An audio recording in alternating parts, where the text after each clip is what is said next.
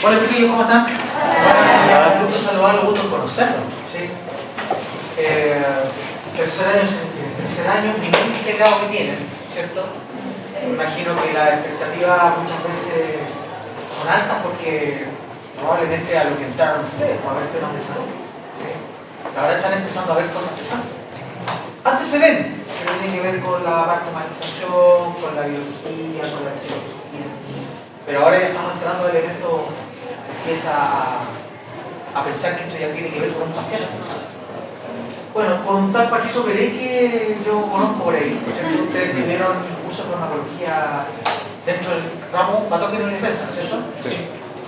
Bueno, con Patito, con Pablo, somos colegas hace muchos años, nos conocemos, así que lo que él sabe lo sé yo y lo que sé yo lo sabe él, así que estoy muy comunicado con los elementos que ustedes fueron adquiriendo en el curso y quiero contarles que yo soy farmacéutico, profesor Hernán Alcaíno. Yo trabajo hace 18 años en la universidad. Yo vengo al Paraíso, me encanta venir a hacer clases de campo, no sé, algo tiene que, es como más de colegio, no sé, algo tiene que.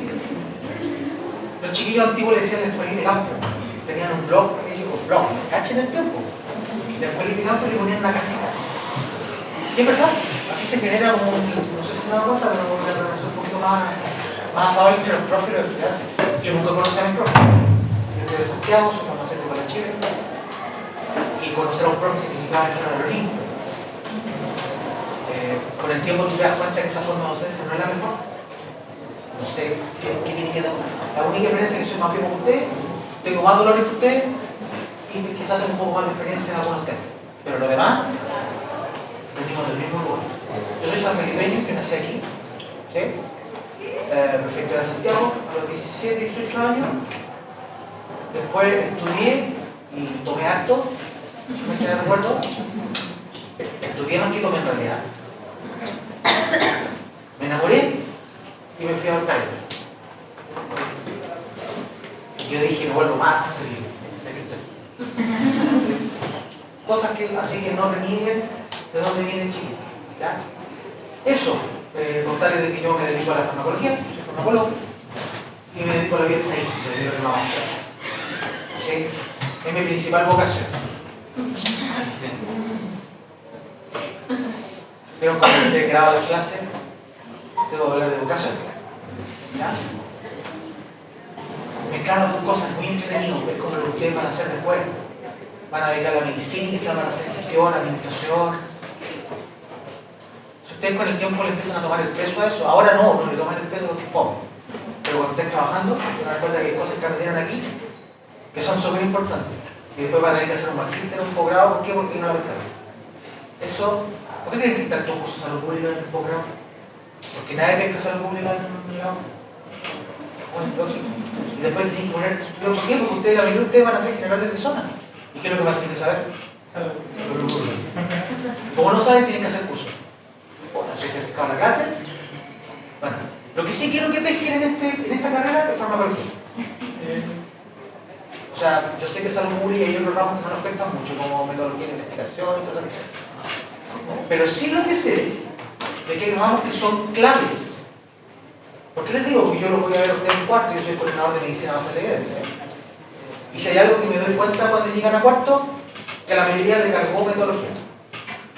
Si uno mira para atrás, la habilidad le cargó salud social. Todo lo lo mismo. Vieron la risa y ya me dio más peso. Pero después se dan cuenta que es súper importante. Entonces, yo quiero, chiquillos, que ustedes traten alguna forma de buscarle el sentido a lo que están haciendo. Si alguien está en un ramo, no es porque se lo están llegando para pasarla mal, sino que porque tienen que hacerlo. Psicología es un ramo súper demandante. Porque tienen que hacer serios, fisiopatos, aspectos clínicos, empiezan a meterse con pacientes, empiezan las tutorías.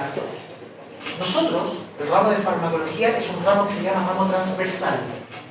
¿Qué significa eso?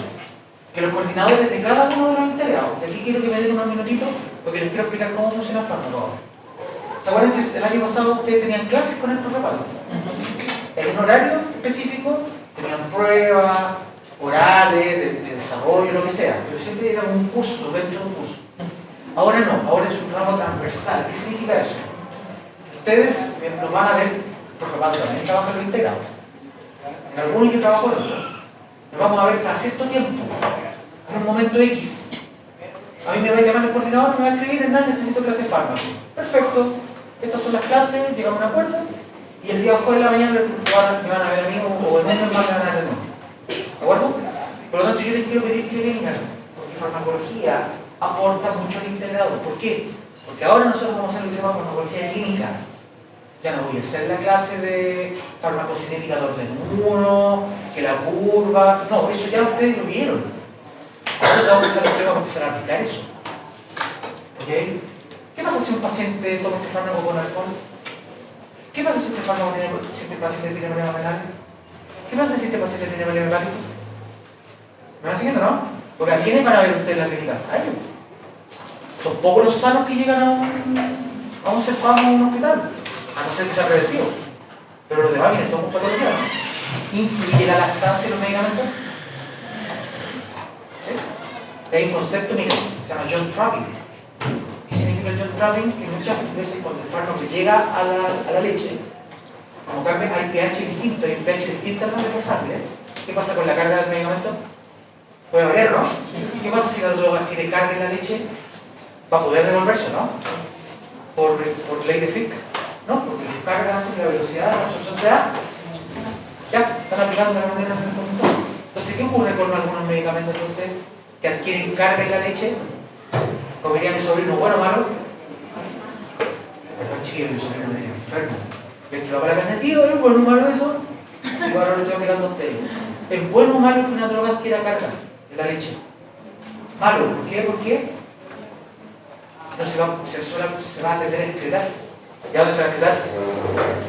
La guagua, imagínense que esté consumiendo un opioide, o un antidepresivo, o una benzodiazepina porque no duerme.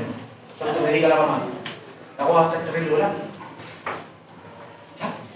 Entonces, ¿qué pasa con los medicamentos que quieren cambio de la ley de Fick? Entonces, lo que vamos a hacer hoy día, vamos a hacer un repaso clínico de lo que vieron con el doctor. Yo no les voy a pedir, defíname la reacción del cero. Eso es parte de lo que tienen que saber. ¿Me parece? Entonces, en los diferentes integrados, nosotros vamos a hacer clases. Les quiero decir que alrededor del 80% de los integrados, desde el 0 a 5, nosotros participamos. Psiquiatría, músculo esquelético, senio, respiratorio, cardio. Conmigo, este año no me van a ver mucho, porque yo me dedico más a cuarto año. Ahí en cuarto año no van a querer verme más, porque voy a estar en MD, en fármaco. ¿Sí? Así que ahí nos vamos a ver harto. Ahora nos vamos a ver en algunos integrados. En hematología me parece que yo voy a estar con ustedes. ¿Qué vemos en hematología? Anemia, vemos el tema de las vitaminas, la B12, vemos el tema del cáncer. Cada vez hay más cáncer, ¿no? Y uno de los cánceres que está ocurriendo son cáncer hematológico. Entonces ahí vamos a ver algunas cositas de cáncer. Aquí conmigo, ¿qué es lo que vamos a ver ahora? Me hubiese gustado haber tenido una hojita, pero de verdad que prefiero conocerlo y hablar un poquito más que cosas tan técnicas. ¿Ya? En serio, vamos a tener 3 actividades. Vamos a tener esta, y de hecho, si ustedes revisan el correo del curso, yo ya les dejé una guía de trabajo. De ahí vamos a conversar qué significa eso. Vamos a tener la próxima semana, unas 2 semanas más, vamos a tener AINES, antiinflamatorios retrovirales, y vamos a ver corticoides. ¿Por qué creen que los cursos de semiología será importante que tengan, aparte del repaso hoy día, tener esas 2 clases? ¿Cuál es uno de los elementos más importantes que en semiología hay que aprender a reconocer? Un médico de la doctora de la reconocer. ¿Tu dolor? ¿Qué otra cosa más? Los tipos de dolor, las características del dolor y el abordaje del dolor. Porque característico del dolor. ¿Y qué otro aspecto, qué otro elemento fisiopatológico es fundamental en la semiología? Y le va a relatar al paciente, aparte que me duele esto. ¿Ya? ¿Sí o no? ¿Y cuál será el tercer elemento? Está dentro de la función la ESA, o la ESA, está dentro de los elementos como los activos procesos, por prostaglandina y por típicos procesos fisiopatológicos que generan el dolor, la inflamación y la fiebre, la regulación hipotálamica de la fiebre. Entonces, chiquillos, adivinen cuáles son las drogas que regulan esos 3 elementos. Los AINES y los corticoides que se van a la inflamación e indirectamente al dolor. ¿Por qué? Porque si yo tengo dolor por inflamación, como dolor de muela, cuando a mí me drenan o me quitan la infección, se me desinflama, se me quita el dolor. Bueno, no. O sea, las clases están hechas con un sentido. No es que yo los voy a vomitar con 25 clases, pero sí quiero que sepan, en cuarto ya vienen 8 clases, 10 clases de farmacología, por integral. Cada currículum tiene 10. Esa es la cosa, empieza a cambiar. Y en quinto, para que ustedes lo sepan, como para mí ya son casi médicos, son como los conscriptos, no son militares todavía, no son conscriptos, están a punto de ser militares. Ahí empezamos a ver dosis, interacciones, tratamientos. ¿Por qué? Porque en quinto se llaman clínicas. Ya no hay integrado. Clínica de la mujer, clínica de salud dental. Entonces ya ahí tenemos que empezar a prepararlos para la clínica. ¿Por qué? Porque el médico en los cursos superiores, que muchos de ellos fueron alumnos míos, lo está bombardeando con dosis. Entonces usted cuando llega al internado, puede no saber las dosis, tiene que saber. Porque van a empezar a preguntar. Entonces ahora, vamos a hablar de farmacocinética, vamos a hablar de farmacodinamia, vamos a hablar de fármacos y vamos a empezar a ver contextos clínicos. Yo les pido, por favor, traten de venir a clase. Yo no tengo problema que me graben, pueden usar el computador, las tablets, a la antigua, ¿no es cierto? Si quieren escribir. ¿Sí? El que va a dormir, por favor, duerma con los ojos abiertos. Al estar aquí, por lo menos 3 días. Y no hagan así. Chiquillos, yo no tolero la falta de respeto, quiero ser súper transparente con ustedes. El que está con sueño, salga, vaya afuera. El que tiene que hablar por celular, vaya afuera. Si les recomiendo que se vayan para atrás, aquí por acá. Ya. ¿Hay algún acuerdo entre ustedes? ¿Algo que tengan entre ustedes, compañeros, algo que es importante? ¿A qué se refiere? Por ejemplo, algo, comer, por ejemplo. Porque hay gente que no le gusta, coman, porque ¿no? Claro. Por eso quiero esto. El tema del celular solamente con fin académico. Y esto tiene una razón, para que se den cuenta de la forma en cómo a mí me gusta trabajar. Me gusta con las cosas súper claras.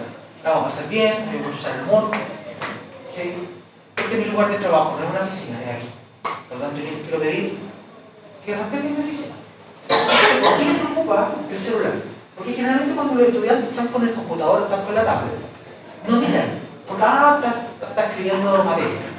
El problema es que cuando les llega un WhatsApp, les llega un memo, les llega alguna información, el vecino al lado es muy sapo. Entonces, ¿qué pasa cuando llega un celular? Son una foto que llegó así, ¿qué hace el de al lado? Se pone esa mierda.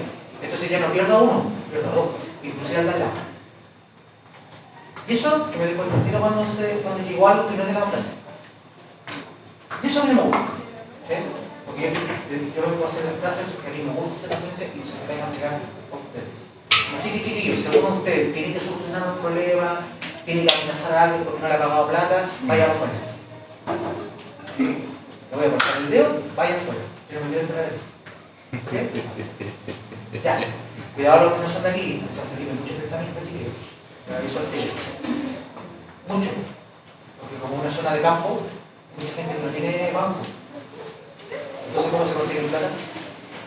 Así que, cuidado muchachos, y ustedes también, ustedes están bancarizados, entonces hay que tener cuidado. Se lo digo en serio. Ya. Quiero que ustedes abran el taller de un Word donde hay 11 casos o hay 11 situaciones. ¿Ya? Y yo quiero que ustedes se junten en grupos. No quiero más de 5 personas por grupo, no más. No quiero a nadie trabajando solo. ¿Sí? De 2 a 5 integrantes. ¿Ok? Si alguien está trabajando solo, de verdad que vamos a tener una buena conversación porque la universidad, una de las cosas actuales es que trabajar en equipo. Si no trabaja en equipo, claramente va a tener problemas. ¿Sí? Por lo tanto, es fundamental que por lo menos 2 personas se junten, ¿sí? Y se van a trabajar. Y van a resolver aquí. La van a desarrollar, van a ir trabajando los ejercicios, ustedes vean cómo los desarrollan, de más fácil al más difícil, del más chico al más largo, de la materia que más conocen a la que no conocen. Absorción, distribución, metabolización, excreción y farmacodinamia, o al revés, ustedes verán cómo lo hacen. Hay ejercicios de sensibilización de receptores, hay ejercicios de daño hepático, hay ejercicios de metabolismo, hay ejercicios de efecto del primer paso. Estoy hablando chino mandarino, ¿no? Vale, esa es la idea. ¿Sí? Estoy hablando de absorción, voy a hablar de la ley de Fick. ¿Cómo atraviesan las drogas? ¿Cuáles son las drogas que tienen más capacidad o más rápido de atravesar una membrana? La liposoluble. ¿Veis de fin? Liposoluble, chicas, Sin carga. ojalá con la menor carga posible, sin carga literal. Es como yo lo digo el marido, el novio ideal. Chico, grasoso, El mal. sin un brillo. ¿Cómo es esa droga para atravesar una membrana? Por eso que la mayoría de los medicamentos son chicos y altamente liposolubles. Una droga que debe atravesar el sistema nervioso central para una depresión, ¿cómo debe ser su liposolubilidad respecto a una droga que funciona en el riñón? Debe ser más liposoluble.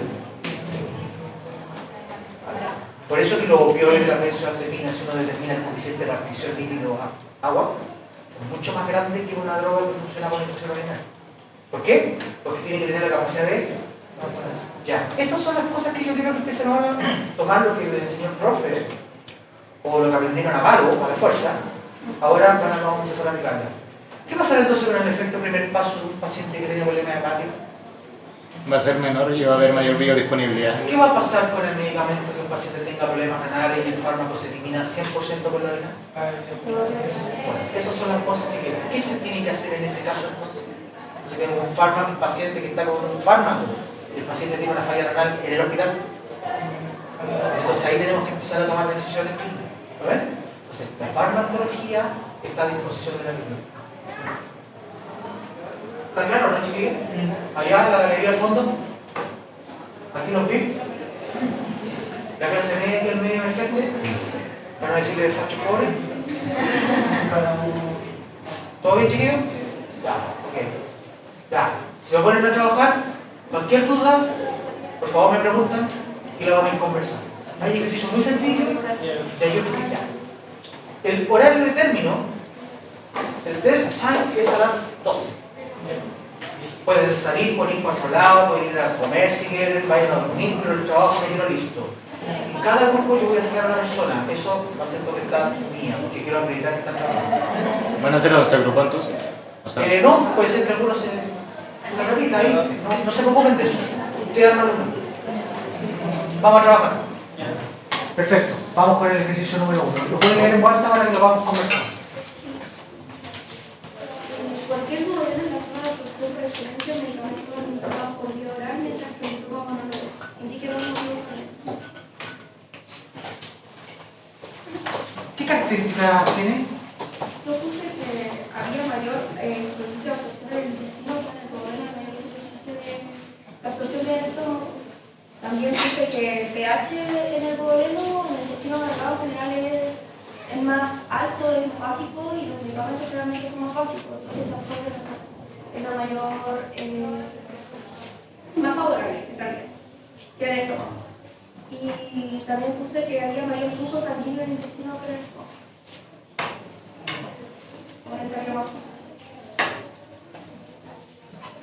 A diferencia del estómago,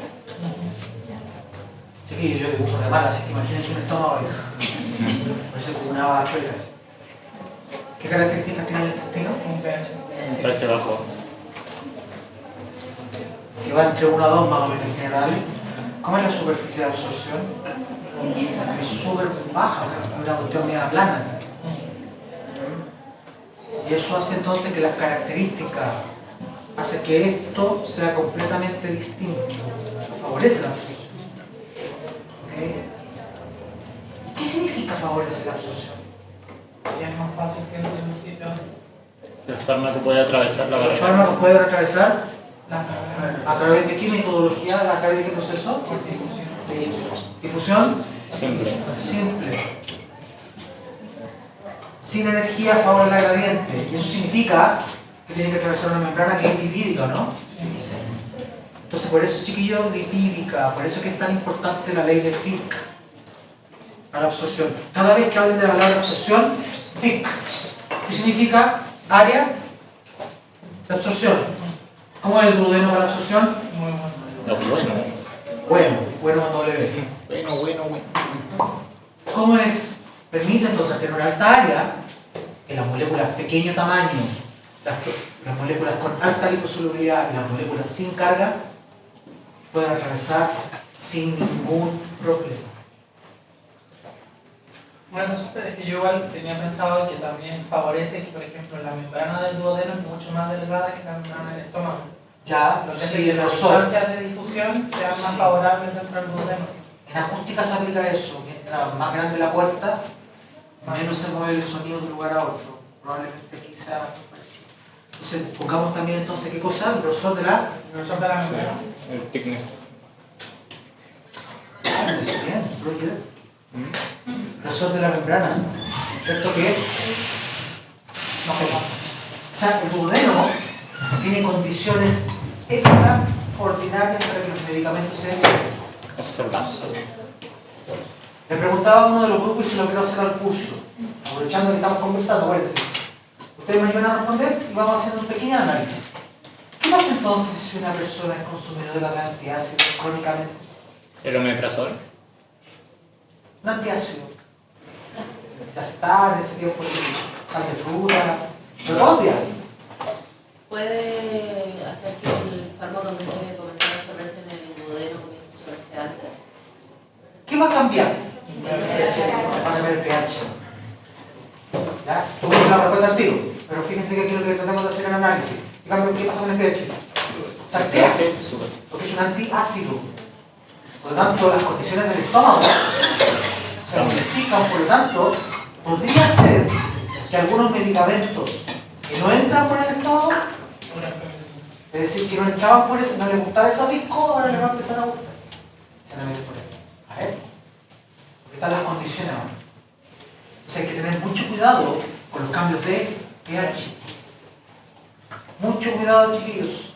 ¿Qué pasará entonces si la orina, fíjense, qué pasa si la orina se alcaliniza o se acidifica? Acuérdense que las drogas pueden absorberse o reabsorberse. Se puede afectar la entrada o salida de la droga. Por eso yo quiero decirle que los cambios de pH pueden ser muy positivos porque se puede usar como terapia. Créanme que para mucha intoxicación, adivinen lo que se hace con la orina. Se le cambia el pH. ¿Para qué? Porque la droga viene más rápido. Pero también puede ser negativo. Así que mucho cuidado con lo que consumen. A mí siempre me preocupa la gente que usa bicarbonato. No va a jalar, sino que va a tomar. ¿Sí? Porque en Chile son las gran rascas que lo diluyen con bicarbonato la cuestión. ¿Cuál es el riesgo de que ustedes, si son dealer o narco, diluyen con bicarbonato? Les puede morir la persona. ¿Por qué? ¿Qué están metiendo a la sangre? Una base. Una base. Aunque es débil, pero si es mucha, se puede perder el equilibrio ácido-base. Y ustedes saben que cuando hay un problema ácido-base, viene una descompensación o renal o respiratoria. ¿Ya? Lo que pasa con los diabéticos. ¿Se dan cuenta de lo que estamos haciendo, no? Yo quiero que conversemos y que lleguemos a un acuerdo. Es decir, ¿sabéis qué? Esto, a pesar de que a lo mejor fue materia en su momento, entonces cada vez se lo de memoria, ahora le estamos dando el contexto. Así que, chiquillos, si una de las cosas que yo quedo feliz por ustedes hasta que se titulen es que farmacología lo consideren como un ramo que es parte de lo que ustedes van a tener que resolver. ¿Sí? Así que, vamos a trabajar. Bien, buena respuesta. Vamos con el ejercicio número 2. Que amablemente con la razón a la fuerza. Cada penalmente. Somos del mismo grupo. Ah, ya. Ya. Por favor, amigo. La pregunta dice de la Sigo siguiente contigo. la pregunta dice de la siguiente manera. ¿Por qué para la mayoría de los medicamentos vía oral el metabolismo hepático es perjudicial? Para un profármaco es negativo el efecto del primer paso, expliqué. Bueno, entonces para responder la primera parte, lo que pasa es que cuando uno consume un fármaco vía oral va a tener un efecto del primer paso y va a haber una extracción hepática, lo cual va a disminuir la biodisponibilidad. Uno puede ponerlo en forma de, lo puede colocar de forma matemática con fórmula poniendo F, que sería la biodisponibilidad, igual a 1 menos la extracción hepática. Entonces va a haber extracción hepática, esa sería la respuesta a la primera. Ese es material del profe de Pato Pérez. Claro, y la respuesta para la pregunta, para el profármaco, sería positivo porque básicamente lo que va a hacer es que lo va a activar generando un metabolito activo. Y ejemplos de esto podemos decir, por ejemplo, el enalapril, que la mitad de Chile consume enalapril.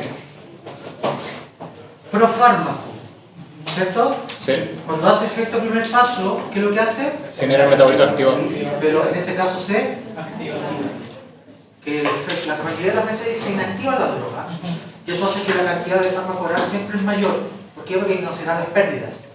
Aquí hay una extracción, como dijeron muy bien. Vamos a usar una palabra no tan farmacológica, ¿sí? No tan PID, sino que vamos a usar una palabra de pérdida. ¿Y por qué le digo esto? Porque la absorción también puede dar pérdida. No, si la persona tiene vómitos, tiene diarrea, el proceso de entrada ya no va a ser lo mismo porque se va a extraer. Entonces, el efecto primer paso tiene que ver con todos los procesos de pérdida antes de llegar a la sangre. y todo lo que queda se llama biodisponibilidad o biodisponible. Entonces, la extracción genera menor biodisponibilidad. Eso es la mayoría de los medicamentos malos. Porque se activa. Es como que entrenan con 1000 combatientes y le salen 500.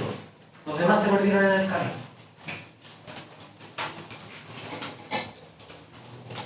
No puedo no dejar de contarle esta historia que hace años fue como, esto es metabolismo celular. Cuando los colegios son mixtos, generalmente los hombres regulan a las mujeres y las mujeres se regulan con los hombres. Eso es lo que me han enseñado a mí. Pero cuando uno va a colegios de hombres, solamente de hombres, los juegos que se inventan son los juegos más brutales. Sobre todo cuando no tengan que jugar a la guerra. Cuando los castigan a los cursos, pero sí es verdad, yo también estoy en colegio hombre. Y empecé a buscar juegos porque tenéis que juntar la energía. Estáis todo el día sentado, estáis ansiosos, soy adolescente. Bueno, nosotros jugábamos en esa época, en un pabellón, yo tenía el instituto 50 años en uno de los pabellones de media arriba, ¿sí? Jugaban Callejón Oscuro. Esa era una de Callejón Oscuro, ¿no? Sí. ¿No? Parece que no todos lo conocen, ¿se dan cuenta? Que aquí tú entráis y hay una fila de gente. Y tú tenés que salir corriendo, pero a nivel avanzado, porque te pueden llegar patadas, cachamales, lo que sea. Entonces, lo más rápido te llega menos, y tú no alcanzás a darle la vuelta. Ya. Miren el ejemplo que les voy a dar con el metabolismo. Cacha, que no te viene eso, ¿sí? ¿Qué pasa, chiquillos, si yo estoy aquí y cada uno de ustedes está en esta fila y yo paso solo? ¿Cuál es la probabilidad de que me llegue una patada firme? Me va a llegar por cualquier lado, la rodilla, y voy a salir lesionado. Sobre todo para mí. Pero ¿qué pasa, chiquillos, si ahora pasan 100 personas por el mismo lugar? Disminuye la probabilidad. Todos van a recibir la patada, ¿no? Eso explica el metabolismo. Perdón por el ejemplo. Significa que hay drogas que por sus características químicas les va a llegar la patada. Y hay otras drogas por sus características químicas o por la cantidad que sigue avanzando. ¿Qué pasa con los de los laterales? ¿Qué pasa si justo tú te con el lateral? Te ha llegado la patada, pero el que va al medio no le va a pasar nada antes de cesar. Así que cuando caen en el oscuro, al medio. No lo olviden. Ese se llama efecto del primer paso de extracción rápida. Entonces, chiquillos, aprovechando la pregunta que viene después, ¿qué pasa si... ¿Cuál es la pregunta? ¿La 3 viene o no? ¿Es la 3? Ya. Tú levántate la mano, así que aprovechemos a responder al final. ¿Qué sucederá con la biodisponibilidad y con el efecto de un supositorio que contiene un fármaco AINES, ejemplo de clofenaco, que se administra incorrectamente, si quedara en la zona superior del recto?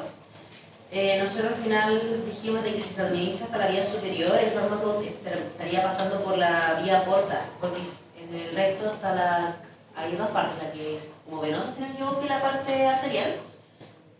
Entonces, si llega a la vía porta, se va al hígado y causa efecto del primer paso, y eso pierde biodisponibilidad del fármaco. La inferior, ¿por dónde se va? El supositorio queda correctamente puesto sobre la zona del esfínter. ¿Hacia dónde va esto? Vena cava, sangre. Es decir, se comporta de la misma manera que una vía Lengua. rápido, efectivo. Si alguno de ustedes después tiene cabros chicos, ¿cierto? O le regalan un cabro chico y para cuidarlo, ¿qué van a tener que hacer? Administran supositorios que son muy buenos, se disuelven muy rápido. Están hechos a base de mantequilla y cacao y varios componentes que a los 37,5 se desintegran. Entonces, si hay fiebre y lo administran correctamente, ¿cómo debería ser el efecto? Rápido. Tipo subigual. Pero el problema es si empiezan a apretar, o el cabro chico empieza a devolverlo. Primero, la técnica está mal hecha. Segundo, van a tirarlo más arriba. ¿Cómo es el recto de una móvil? Nosotros podemos quizás manejar eso, ¿ya? Pero un niñito es súper peligroso, muy peligroso. Entonces, ¿qué pasa si el supositorio queda aquí? ¿O queda más arriba? Parcialmente va a entrar por aquí y otra parcialmente va a entrar ¿Y esto a dónde va? Al sistema hígado. Hace el efecto primer paso. Entonces, ¿cuál es uno de los inconvenientes que tiene la vía oral, la vía rectal?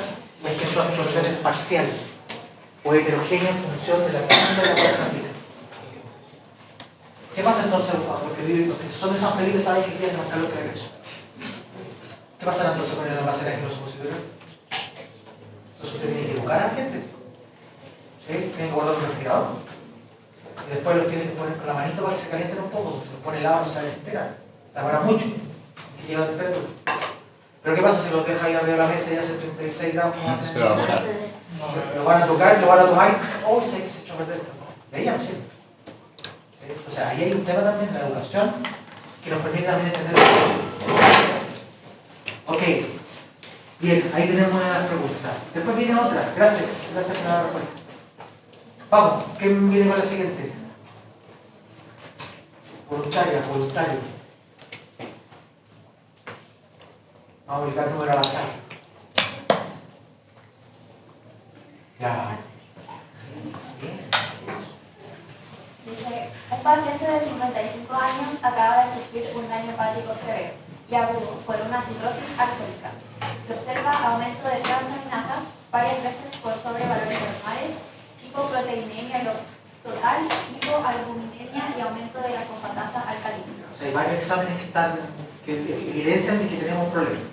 Eso lo van a aprender también. Todos estos exámenes corroboran el problema hepático. El paciente usa un medicamento que tiene una biodisponibilidad del 50% y sufre metabolización de fase 1 y 2 importante.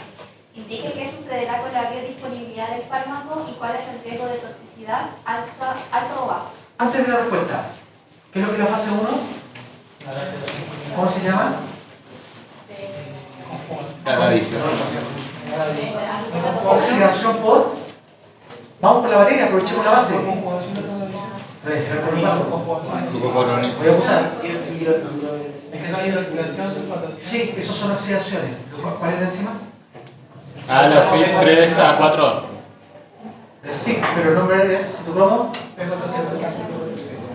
Esa es la familia. Los CYP algo, son como 30.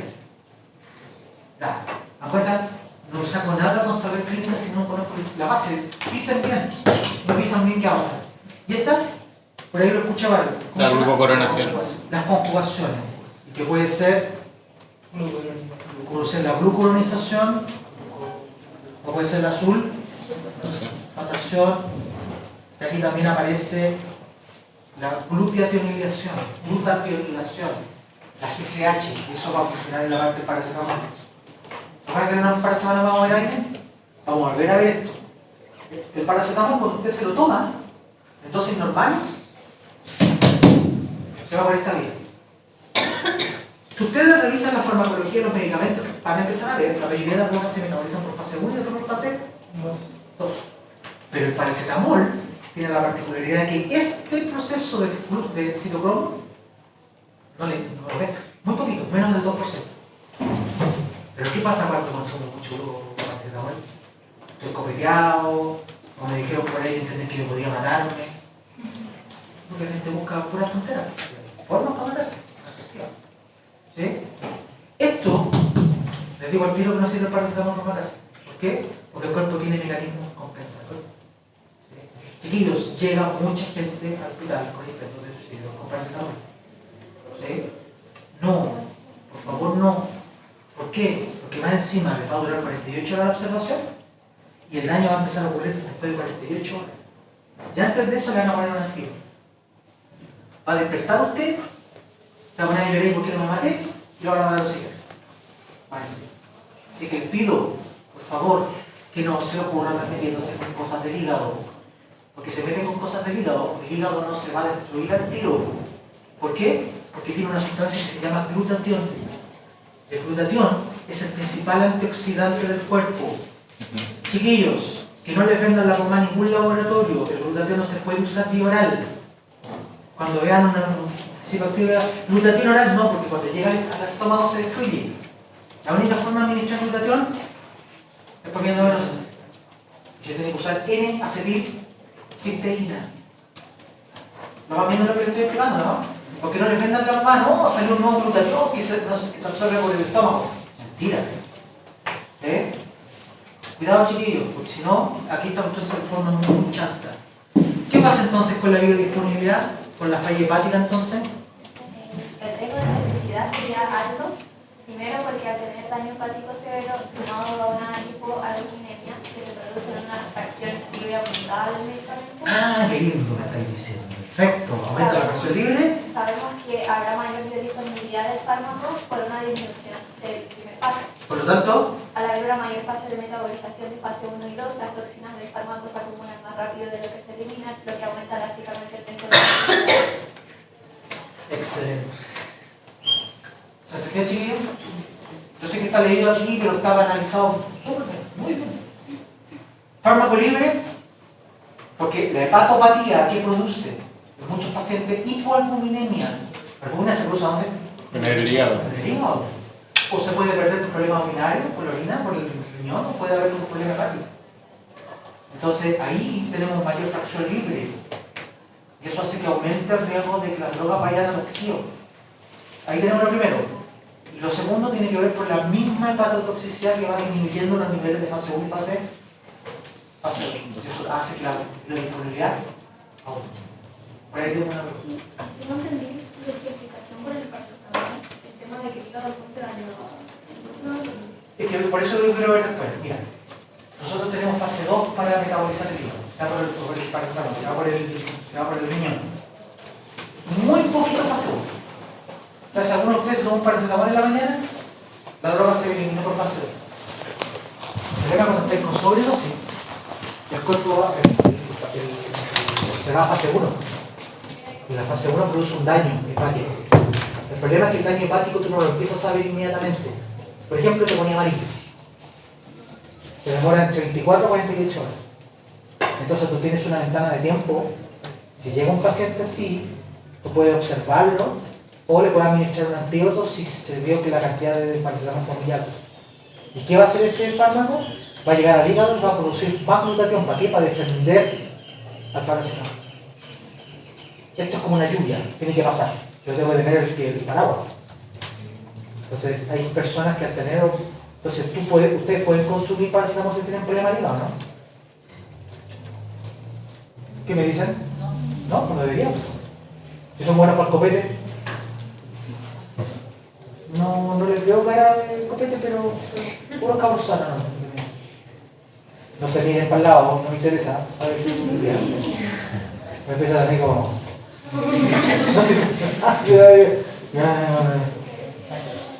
No me interesa saber qué hicieron ayer o qué hicieron antes de ayer. Pero ¿qué es lo que me preocupa? Que si usted es bueno para el copete, ni se lo puede usar para el copete. ¿Por qué? Porque aumenta el riesgo de acción de fase 1. ¿Ya? Así que cuidado, chiquillos. Bueno, y si tiene cirrosis, no lo hagan. Cuidado con el paracetamol, chiquillos. Bien, súper bien, oye. Me encantó el tema de la fracción libre. Porque por ahí viene una pregunta de la albúmina. ¿A quién le gustaría hacer esa pregunta de la albúmina? Vamos, andamos súper bien, así que los voluntarios les agradezco mucho. Vamos. La de la albúmina. ¿Qué sucederá con el efecto del fármaco en el paciente con un medicamento X anticoagulante que es usado por un paciente durante un año seguido, que se une la albúmina en un 99%, y que otro médico le indica un medicamento analgésico, sabiendo que este último fármaco tiene mayor afinidad a la albúmina que el medicamento X, con una unión de 99,9%? Explique y fundamente claramente su decisión. ¿99,? Bueno, bacán. Básicamente lo que nosotros decimos es que debido a que el fármaco X tiene una menor afinidad a la albúmina que el analgésico, estos van a estar como compitiendo por la albúmina, y lo que va a hacer el analgésico es que va a desplazar, entre comillas, como que le va a ganar al anticoagulante. Y al ganar al anticoagulante va a tener más fármaco libre en sangre, y eso va a aumentar la toxicidad, la posibilidad de toxicidad y también el riesgo de hemorragia. Voy a estar como mismo ahora haciendo la figura. Con lo que dijiste.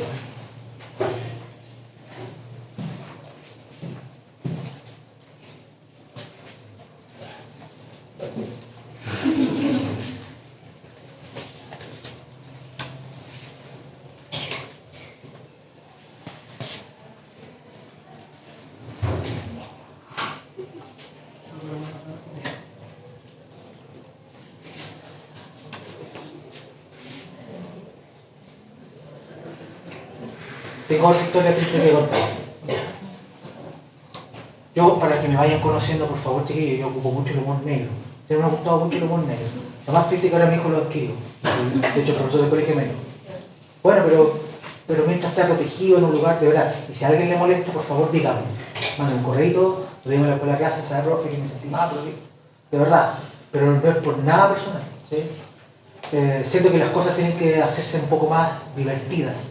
¿Han visto este tipo que es lisiado, el que hace? El Lucho Miranda, cómo cambió la forma de hacer el humor, ¿no?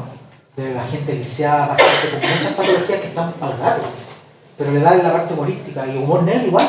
Oye, ya, pues, ¿y cuándo te voy a morir? Se las tira nomás. ¿Y cuánto te oye? ¿Estáis vivos? Chuta, tú dices, pero esa es la forma que uno tiene que tomar las cosas, ¿ya? Así que si alguien se siente incómodo por mi humor negro, de verdad que le pido disculpas, pero no lo voy a poder cambiar porque ya estoy muerto. Ya, así que por favor, chiquillos, en la confianza, por favor, si hay alguien que se incomoda, por favor, dígame. Les tengo otra historia triste. Si era el personal, de verdad que lo lamento, pero le pasó a mi sobrino. Mi sobrino ahora está casado, pero hace 7 años atrás vivió una situación muy triste y me acuerdo de eso. Él estaba en una relación extremadamente tóxica.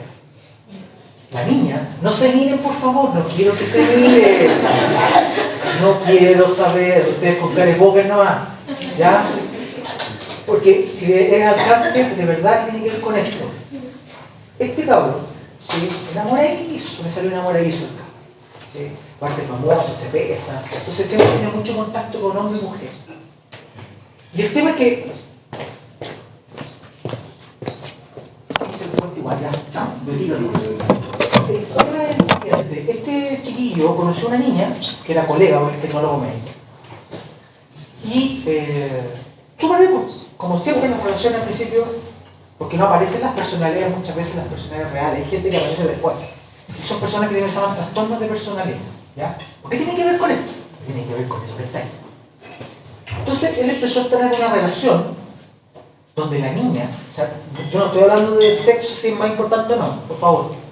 La niña la empezó a encerrar. No lo dejaba salir. Al trabajo. Le decía, tú me estás engañando, le decía. Entonces aparecieron, nos empezó a contar. Oye, qué chuta, ¿qué? Lo encerró 1 hora en un ascensor. Le ofreció cuchillo. Yo no estoy hablando si es mujer o hombre, le tocó a mi sobrino, hubiese sido una niña también, un gallo loco. ¿Sí? Vuelvo a repetir. ¿Cómo creen que es ese comportamiento según esa historia que está ahí? No, pero no lo llegan a la parte ahora sentimental, sino que a la parte farmacológica. Es como que usted tuviera ese fármaco X con la albúmina. La albúmina era él. La niña era el fármaco X. Entonces, ¿cómo es esa unión? Muy alta, ¿no? Demasiado. Si ustedes no lo dejan salir a la salida de eso no es una buena relación. Ustedes tienen libertad de hacer lo que quieran. ¿Cómo es una relación? No están ni casados ni nada controlando. ¿Cómo es? ¿Sí? Entonces ahí es donde uno tiene que empezar a preguntarse, bueno, ¿será que esa relación es peligrosa? ¿Qué pasa si FX se suelta? Pensemos en una relación patológica. Mi sobrino, después me contó, cuando ya estaba mal, pero no se podía ir, porque la niña se empezó a cortar, porque si tú te vas, yo me mato. Ya, pues. Ustedes probablemente, les vuelvo a repetir, si tienen alguna historia parecida, discúlpenme si dramatizo la situación. Pero ¿qué tiene que ver con esto? Y llegó un momento que justo conoció a una niña, mi sobrino. Yo le dije que era enamoradizo. La albúmina. La albúmina le gustó unirse a fármaco. ¿Sí? Lo desplazó. La niña tenía los mismos intereses que él. Hacía pesa, era fit, gimnasio, hablaban de fierro, hablaban de cuestiones que nadie más habla. ¿Qué creen que pasó? Se enamoraron. ¿Sí? ¿Se conocieron en el gimnasio? ¿Y qué pasó ahí? Se unieron. Ahora llegó el fármaco A. Y hasta que tuvieron ahí su primer match tipo Tinder. Esto me lo contó mi sobrino, así que no lo sabe nadie. ¿Qué le tuvo que decir a la otra niña? Que la dejaron. Chao nomás. Y de verdad. Vuelvo a repetir, esto versión esto al revés. ¿Y qué creen que hizo la niña cuando quedó libre? Empezó a acosar a la niña, se conseguían los números de teléfono, empezó a publicar cuestiones de internet que mi sobrino era violador. Yo de hecho le dije, yo le agarré el código y le dije, weón, ¿le hiciste algo a esa niña? No, tío, se lo juro por usted, por su hijo y tal. Perfecto. Porque si hiciste algo, no hay nada que conversar. ¿Qué pasó entonces? La persona que quedó libre porque llegó otro más. Esa niña ahora, ellos están casados. Y felizmente casados y están esperando a guaguita. ¿Pero qué pasó aquí? 3 años de acoso me tuvo que demandar. Y el juez le tuvo que pedir un perfil psiquiátrico. Y cuando la niña cachó de que estaba acogotada porque le iba a salir el perfil psiquiátrico que se cortaba y toda la cuestión, la niña dijo, discúlpenme, voy a hacer una carta pidiendo disculpas por lo que hice. Porque ahí cachó de que el problema ya no era él, sino que ¿cuál era el problema? La capacidad de toxicidad de ella. Qué bueno que se dio cuenta porque no molesta más. Pero ¿qué pasa si se encuentran con alguien que no recapacita y tiene un 99,9% de unidad albúmina? Eso sí que es más peor todavía. Así que chiquillos, ¿cuál es la moraleja que les quiero dar? No se metan en relaciones tóxicas. Si ustedes tienen una albúmina más del 95% y no los dejan salir ni a comprar el pan, ya saben que va a aparecer alguien que tenga más intereses, hombres y mujeres, chiquillos, o hombre, mujer, lo que sea. ¿Les parece? Porque este ejemplo es real. Si le ocurre un fármaco, le va a ocurrir a usted. ¿Es verdad? No puedo dejar de acordarme cuando hago clases de esto. Es como automático. La pasó súper mal, bajó de peso, no puede ir al gimnasio. Le publicaron en Viña del Mar, chiquillos. La niña lo publicó en Viña del Mar. Este es el violador. Nosotros sacando a las 9 de la noche, sacando las cuestiones. Por ese comportamiento. Entonces, chiquillos, por favor, si ustedes me preguntan a mí si podríamos inventar algún examen preventivo donde sacáramos los perfiles psiquiátricos y si es match se pueden casar por las personalidades, seríamos multimillonarios, se lo aseguro. Porque hay personalidades que no se pueden. Mi sobrino es muy sumiso. Entonces, ¿qué es lo que hacen las personas que son borderline? ¿Has escuchado la palabra borderline, no? Ellos buscan la dependencia. Entonces, cuando la persona se quiere ir, ¿qué te dice? Voy a matarme. Eso es. Cuidado, chiquillos, si alguno de ustedes se siente que está aquí o está aquí, échenle una miradita, por favor, se los pido. No quiero que después lo estén pasando mal, porque esto les va a afectar después en los estudios, en el día a día, en los amigos. Así que, y ahora como están de locos, hasta causas penales. ¿Sí? Eso. Perdón por la historia, pero se los quería decir. Espero que haya quedado claro, ¿no? ¿Qué pasa entonces si el fármaco tiene una anela de albúmina del 0%? Es como que yo pase por al lado de usted y ni los conozca. ¿Seguro, no? Entonces no influye la unidad de albúmina. ¿Cuáles son las drogas más peligrosas entonces? Las que tienen una alta afinidad al albúmina. Porque el 0% yo no te conozco. ¿Qué es? No te paso. Pero aquí sí.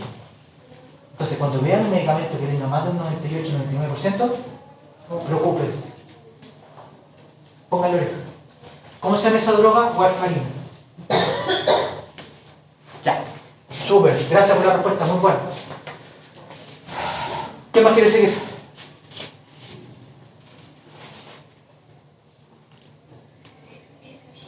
Señorita, por favor. ¿No es la pregunta? Sí, léala nomás para que la vamos bien. Usted, como dueño de laboratorio farmacéutico, quiere entrar al mercado chileno con un medicamento antidepresivo denominado vortioxetina. Hermano de la paroxetina. El medicamento original de referencia tiene ganancias de $10 millones solo en el año 2025. Para que el fármaco de su laboratorio tenga la autorización de ser usado en Chile, debe ser bioequivalente para una vía oral y en comprimidos recubiertos estéricamente. ¿Qué parámetros farmacocinéticos deben ser los más semejantes posibles respecto al fármaco de referencia? Y dibuje una curva farmacocinética con el comportamiento de la concentración plasmática del medicamento de referencia bioequivalente suyo. ¿Cuáles serían los parámetros que hay que tener en cuenta para poder evaluar la bioequivalencia de un fármaco innovador versus la copia o el bioequivalente? Dos medicamentos son bioequivalentes cuando poseen la misma biodisponibilidad, lo que significa tener la misma Tmax Y a veces, o sea que la concentración máxima Y la Tmax, la Cmax y y área bajo la curva. el área bajo la curva. La velocidad de administración tiene que ser de un 90% para arriba, igual. Y el área bajo la curva también. Entonces, si este es el original, y yo lo dibujo la gráfica en una línea apuntada, ¿cómo debería ser la curva? No igual, pero lo más parecida posible en un 90%. Esto se hace con un software matemático.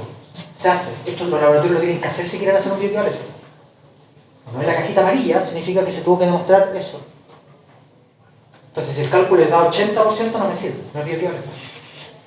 Eso les permite la intercambiabilidad. Ahora, en nuestro país, la bioequivalencia es media rasca. No sé si el profe les habló algo de la bioequivalencia en Chile. La bioequivalencia en Chile se hace con unas membranas, con un sistema que se llama in vitro. La bioequivalencia real se tiene que hacer en humanos. Pura gente sana, no fumen, no tomen nada. O sea, todos ustedes caben aquí en el estudio. No, duermen bien, hacen ejercicio todos los días, regularmente.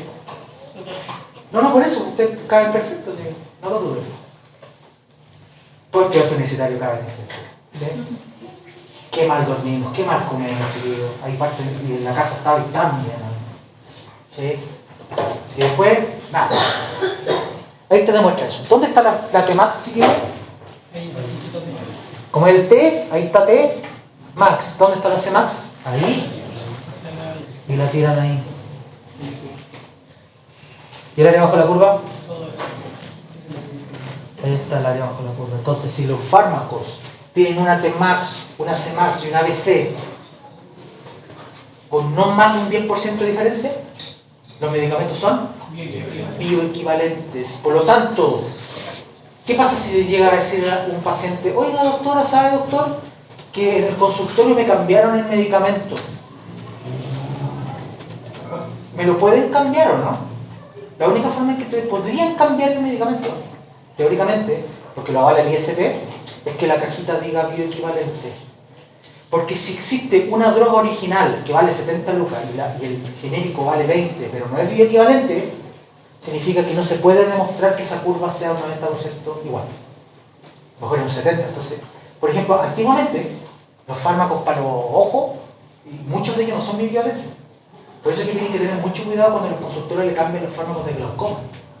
¿Por qué? Porque la gente que te dice: oiga doctora, es el mismo principio activo, pero no me está haciendo efecto. ¿Qué significa eso? Está fallando la bioequivalencia. Entonces, ¿qué es lo que es la bioequivalencia? El estudio de la fármaco, no de la farmacodinámica. Significa que los fármacos tienen la misma curva. Entonces, ¿qué es lo que tiene que hacer usted si quiere enseñarle a alguien? Hágale un dibujito. Mire, este es el comportamiento de su fármaco aquí. Y este es así. Por eso aquí se pueden intercambiar. Acuérdense que por ley, el paciente puede intercambiar medicamentos bioequivalentes. Usted le puede sugerir una marca. Pero usted al ladito de la marca le tiene que poner el genérico. ¿Sí? Y el paciente decide, no usted. ¿Sí? Eso es importante que lo tengan en cuenta. Gracias por la respuesta. Quiero que vamos a los ejercicios de farmacodinámica, chiquillos. Los últimos dos me parece que son los que hoy ya hemos conversado bastante bien respecto a la parte de farmacocinética y no me quiero demorar más tanto. ¿Quién quiere resolver el penúltimo? Es tan amable, por favor. Hemos andado súper bien, chiquillos, así que me encarga apretar. Vamos. Dale. Ya. Explique brevemente la relación que puede existir entre la resensibilización de los receptores de dopamina a nivel del sistema nervioso central con el proceso de adicción y craving en una persona adicta a cigarrillos o medicamentos. ¿Ya? Nosotros para explicar es que nosotros de base vamos a tener receptores de dopamina, vamos a tener receptores de dopamina expuestos a la sustancia, y cuando nosotros nos empezamos a consumir el cigarrillo o la benzodiazepina, estos van a estar activados, pero de una manera más prolongada que con dopamina normal. Entonces, como mecanismo de defensa, como activación constante de los receptores, el cuerpo va a disminuir la cantidad de receptores, provocando después como este síndrome como de adicción, donde nosotros vamos a llegar a un aumento de la dosis para lograr el mismo efecto que al inicio, Y como son receptores de dopamina, vamos a tener esta sensación de como de satisfacción al realizar el consumo. Por lo cual se ve un proceso muy dependiente a esto. Algo por ahí, ¿o no? Profe, creo que es lo mismo que abstinencia.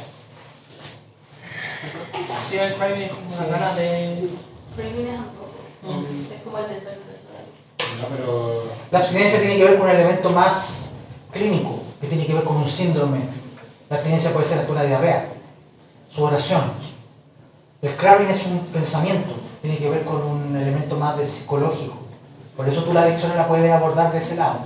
Pero clínicamente tú como médico puedes abordar la parte clínica.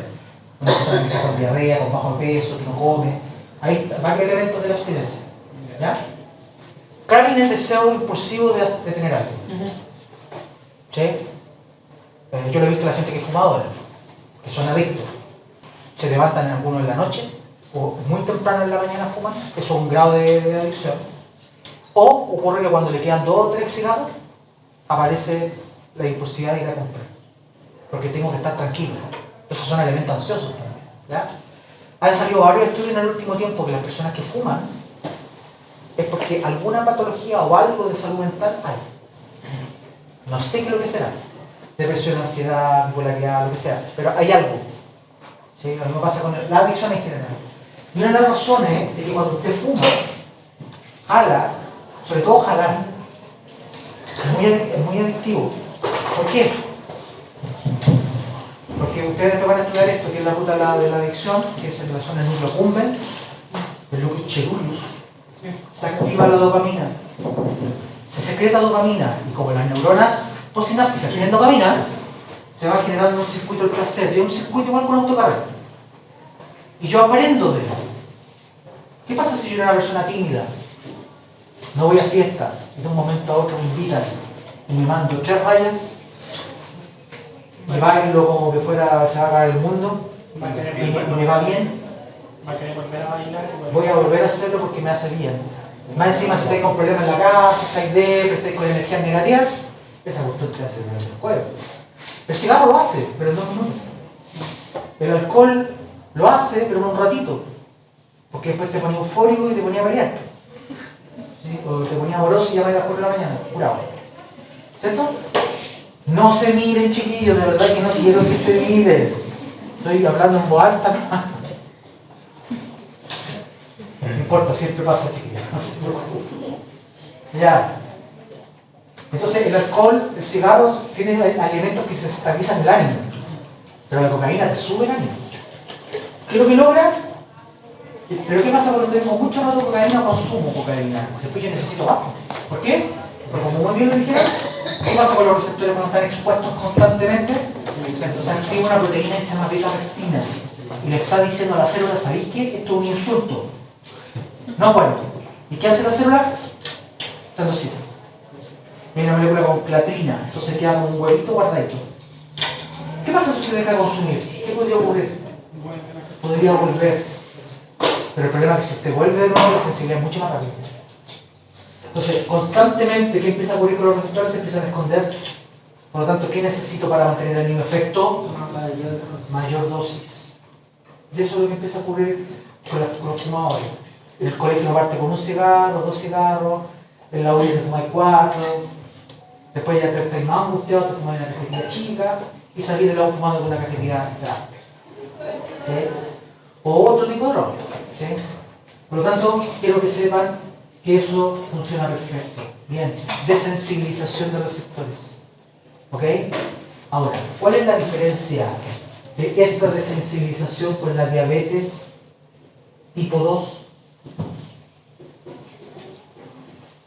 El exceso de insulina lo que hace, aparte de esconder el receptor, hace que la señal del receptor no funcione. Eso también es una forma de sensibilizarse. Muta, por eso quiero irreversible.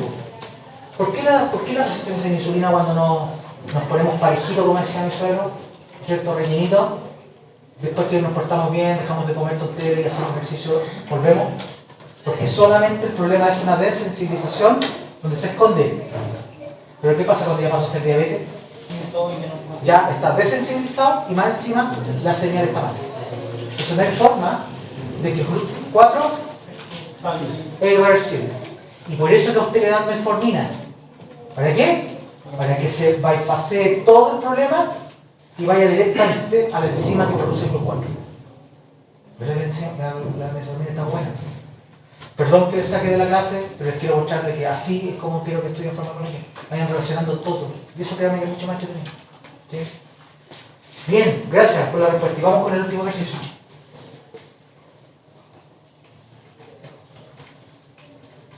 ¿Qué dice el último? Chao.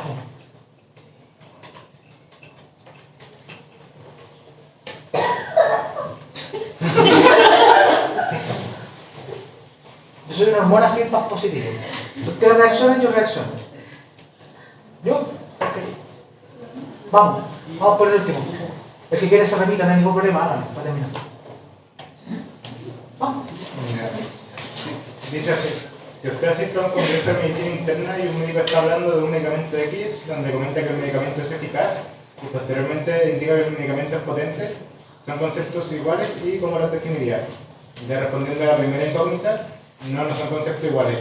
Y respondiendo a la segunda, ¿cómo los definiría? La eficacia tiene que ver con el efecto del fármaco, mientras que la potencia tiene que ver con cuánta dosis necesita administrar para que tenga el efecto para llegar a la de 50. La potencia Claro. tiene que ver con la dosis. Y eso es lo que ustedes van a hacer en clínica. Por ejemplo, vamos al psiquiatra.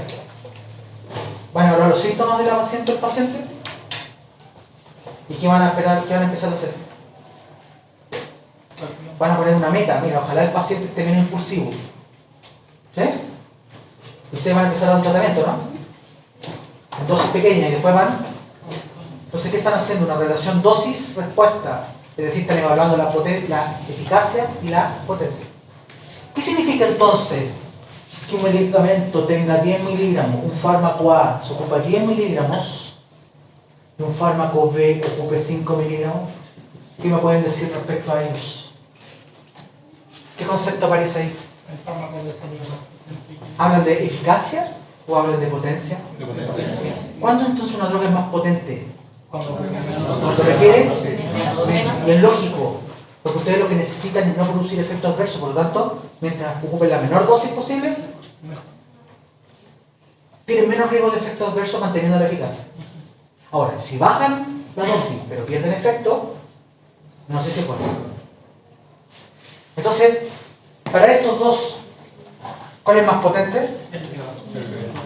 Entonces, acuérdense, la potencia. Y cuando hablemos de eficacia, tiene que ser con la respuesta que ustedes están viendo en el paciente. Ustedes las curvas dosis y efecto no las van a hacer en clínica. Eso es para aprender. Pero ustedes, ¿qué es lo que tienen que ir hablando? El efecto y la dosis. Eso es lo que yo he visto que hace un psiquiatra. Te pregunta cómo estás, oye, veámonos en 3 semanas más, veámonos en un mes. Oye, ¿cómo están tus rasgos obsesivos? No, me he sentido mejor, pero sí he tenido como 2. Y eso, y antes cuando tenía, no, tenía como 8 al día, ahora tengo 2 al día. Eso lo pueden cuantificar, le pueden poner números, pero hay una respuesta. ¿Sí? ¿Sabe qué dosis? Igual. Ya, pero no te preocupes porque yo partí con esta dosis chiquita, tú llegaste a 30, no, ya, la verdad de 20. Nos vemos en 4 semanas y pagáis el lucro. En las condas hay unos que dan 180. Para que vayan cachando más. ¿Está buena la boca? Está buena. Buena. Sí. Así que chiquillos, por favor, siempre evalúen la desensibilización.